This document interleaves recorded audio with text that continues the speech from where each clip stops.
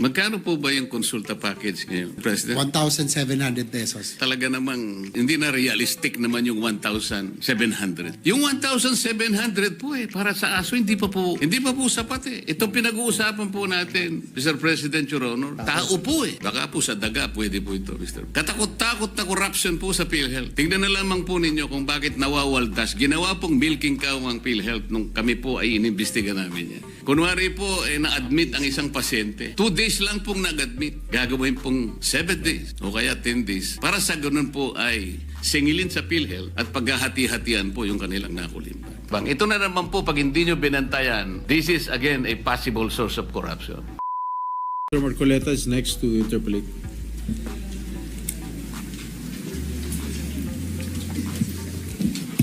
Maraming salamat, Mr. President. I hope the good senator from San Juan is still available for a few questions. Anytime coming for you, Senator Marcoleta. Salamat po, Mr. President. Wala naman pong debate na kailangan talagang hanggat maaari ay sapat ang pondo ng PhilHealth para mapaglingkuran ang ating mga kababayan, lalong-lalo na po yung nasa panig ng kahirapan. Ngunit dahil po sa experience natin sa PhilHealth, sa kanilang pamamaraan kung paano itaguyod ang kanilang mandato, ay hindi naman sila makapagbibigay sa atin talaga ng magandang record. Unang-una na po ay halimbawa po yung konsulta package, Mr. President. Magkano po ba yung konsulta package ngayon, Mr. President?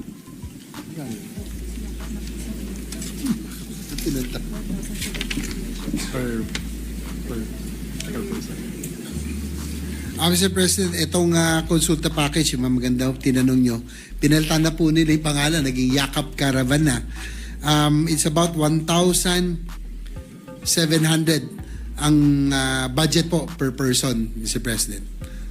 Magkano po, Mr. President? 1,700 pesos. Yan po yata sa konsulta package, Mr. President. Kasama pa po yata yung serbisyo ng doktor, tama po? Yes, Mr. President, kasama po yung serbisyo ng doktor, basic check-ups, no? Lab test, and yung pinaka-basic po na Kasama po yung laboratorio, Mr. President.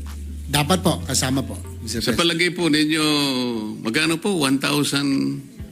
1,700. Sa 1,700 po ba, Mr. President, kasama na po yung serbisyo ng doktor, laboratorio. Magkano kaya ang matitira po para kahit sa simpleng, halimbawa, simpleng sakit na lang.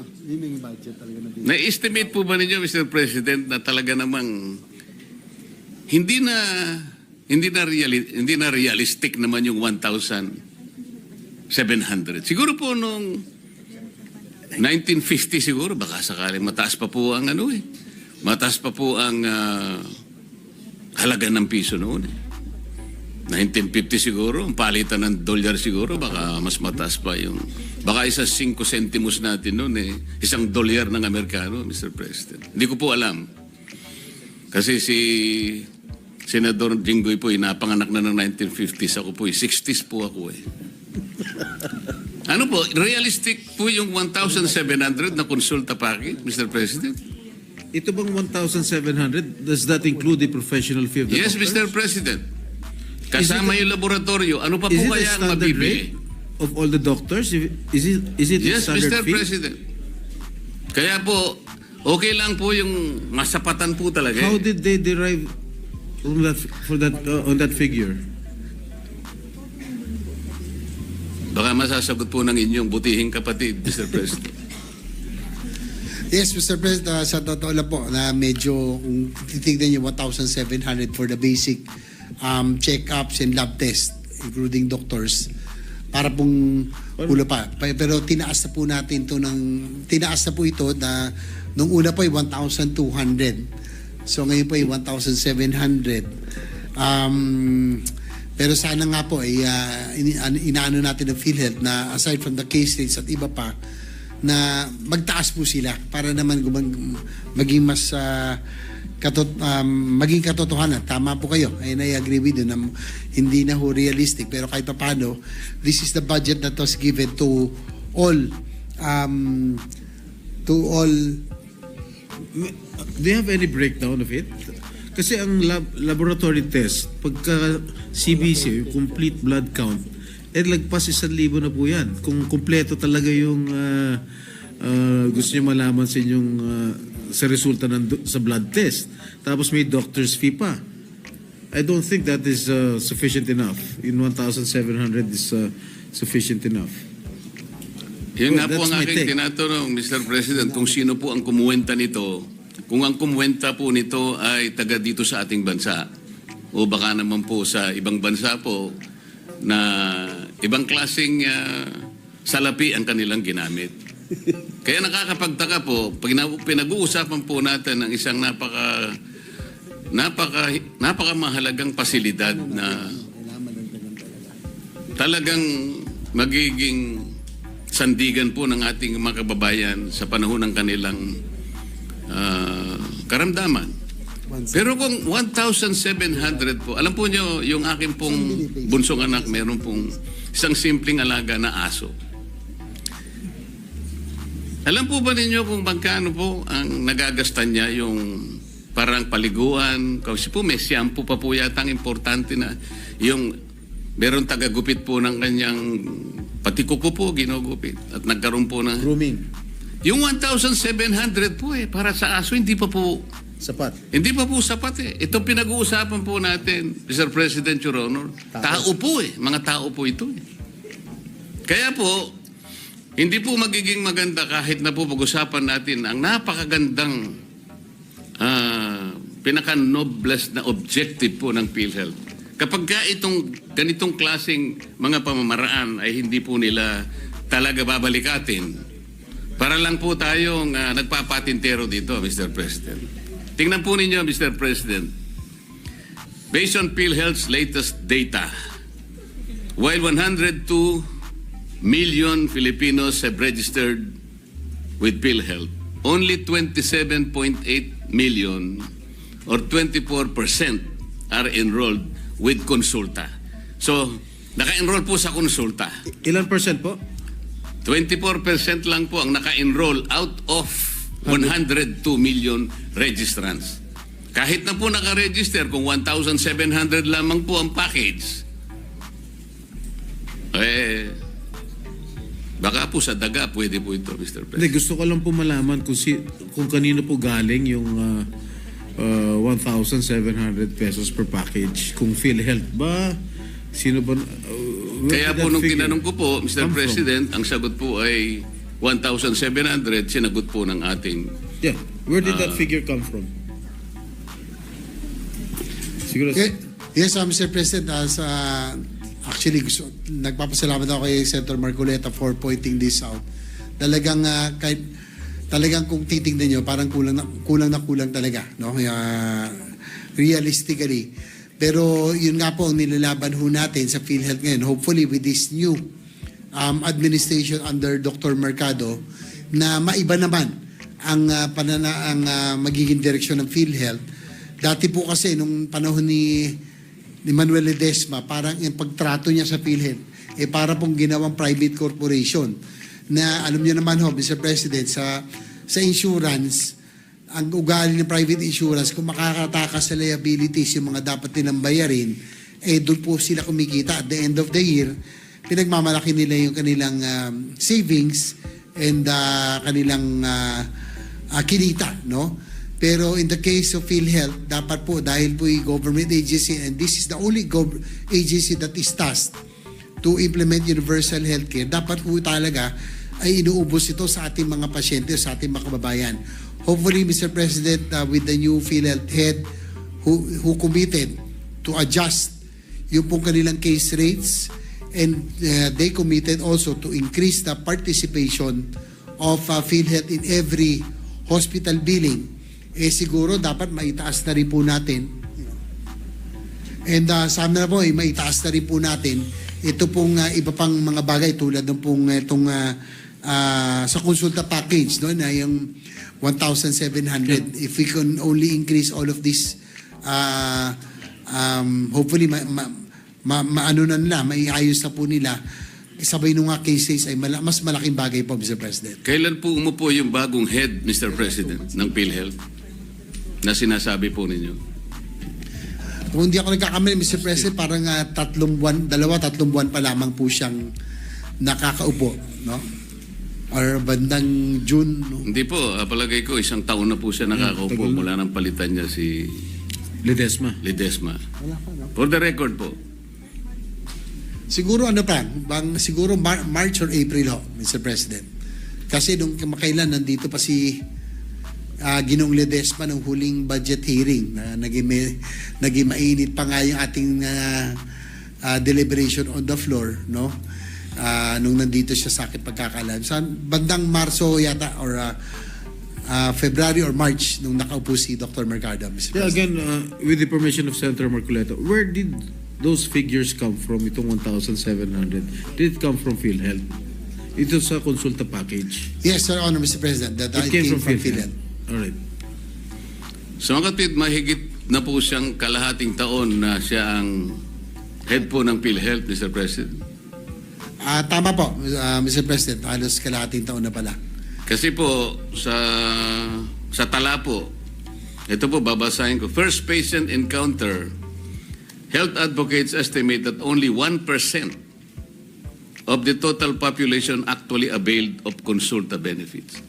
1% pa lamang po, Mr. President, ang nakabenepisyo na po sa, ewan ko po kung paano na benefit sa 1,700. Pero 1% lang po, Mr. President. So kung 1%, ilan po yung pasyente na yun? O isa 115 million po tayo. 100,000 lang po siguro ang na-benefit. O baka hindi, mahina po tayo Out sa of the kwenta. 100 million, you mentioned earlier, 24% lang yung nag-avail ng consulta package. 100,000. Ganun po ang kaawa-awang kalagayan ng PhilHealth. Tayo pong lahat gustong sumuporta eh. Kung kinakailangan pong lahat na po ng kayamanan ng Pilipinas, ibigay na po natin sa PhilHealth. Ngunit kailangan po namang ito ay talagang ayusin para sa ganon yung perang ibibigay at pagtitiwala sa kanila, mapakinabangan po ng nangangailangan. Yun lang naman po yung pakiusap. Halimbawa, isa pa po, Mr. President, katakot-takot na corruption po sa PhilHealth. Tingnan na lamang po ninyo kung bakit nawawaldas. Ginawa pong milking cow ang PhilHealth nung kami po ay inimbestiga namin yan. Lahat po, hindi ko naman po nilalahat ang mga healthcare institutions. Ngunit sa dami po ng bilang na talagang dinisiplinahan ng PhilHealth, halos lahat po. Kunwari po, na-admit ang isang pasyente. 2 days lang pong nag-admit.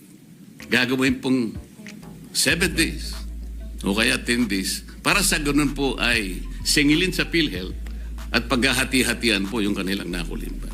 Minsan naman po ang sakit ay hindi naman malala, sipon. Gagawin pong pulmonya. Isip-isipin po ninyo yung gagawin nila. Ito pa po yung panghuli, para naman po natapos na po ako.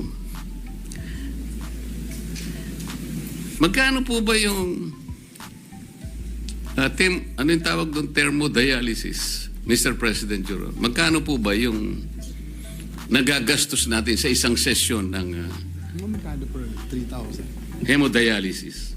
Magkano? 3,000. Mga 3,000. 60 na yun? Ganun? 6,300 na? Your Honor, Mr. President, sa huli pong itong latest, nasa 6,350 na per session. Per Your Honor. session? Ang Dati po nasa binabasa, 3,000 lang eh. Pero Per ngayon, session o per cycle? per session? Per session, Your Honor, Mr. President. So one day? 6,000? 6,350. So how can the... kaya ko po tinatanong, Mr. President, may palagay po ako ng pinagbasihan po ninyo ng inyong sagot, Mr. President, Your Honor, ay itong nakuha ko pong post dito sa social media. Ito babasahin ko lang po sapagkat nakuha ko lang po. Marcos Legacy. Dialysis, sagot na ni PBBM sa pamamagitan ng PhilHealth. Lahat tayo ay miyembro at kabahagi nito. Ngayon po, sabi niya, second post, BBM Youth Movement, libre na ang dialysis. Sa halagang 6,350 bawat hemodialysis session, sagot ng PhilHealth hanggang 156 sessions sa buong taon. Ang tanong ko po, sino na naman po ang kumuwenta no 6,350? Kasi po kanina, yung konsulta, nagtataka na rin po ang ating presiding officer kung sino ang kumuwenta ng 1,700. Saan po kinuha yung 6,350? Your Honor, Mr. President, dapat po sana under the UAC law, meron po tayo tinatawag na HTAC, no, yung Health Technology Assessment Council, na ito po ay mga panel of experts, no, mga spesyalista, na sila po dapat nagde-determine kung ano po yung mga anything technical, sila po dapat ang tinatanong. So siguro yan ang dapat natin malaman din kung sakaling magkaroon ng budget hearings o anumang hearings sa nandito po ang PhilHealth, kung paano Yes, po nila na nakuha yung pong amount na 6,350 per session. Dahil ang pagkakaalam ko kamakailan, dati ay nasa 4,000 pesos lamang per session. So, nagulat din ako na medyo tumaas na ng 6,350 from about 4,000 pesos. Your Honor. Mr. President, kasi po, dun sa 6,000 pesos, is that a government-owned hospital or private? 6,000. Any po, Mr. President, it's a government hospital or any private hospital as long as it's PhilHealth accredited, Your Honor. Hindi, kasi I just called up my brother who is undergoing dialysis. Tinanong ko lang kung magkano yung per session. Ang sinabi niya, 10,000. Well, it's in a private hospital. ako naman po, Mr. President, nagtanong-tanong po ako, ang nakukuha ko 500 to 600 pesos. Kasi per session. per session po. Kasi kung 156 sessions per year, yung 6,350, halos 1,000,000 po yun sa isang taon. Ang budget po ng PhilHealth sa dialysis is 20 billion. Sa mga katwid, kung ito po ang batayan na halaga, 6,350, 20,000 patients lang po ang kakasa sa 20 billion. Magkano po ba ang isang dialysis machine, Mr. President? Between 600 to 700, 600 to 800 pesos. Kinuwenta ko na lamang po sa 500. Ano yun po yung nakukuha ko pong feedback sa mga nagpapadialysis. Hindi po dapat 20,000 ang magiginabang. Tinaas na naman po nila. At the very least, Mr. President, 240,000 ang dapat makinabang. Ito na naman po, pag hindi nyo binantayan, this is again a possible source of corruption. Maraming salamat po, Mr. President. Thank you, Senator.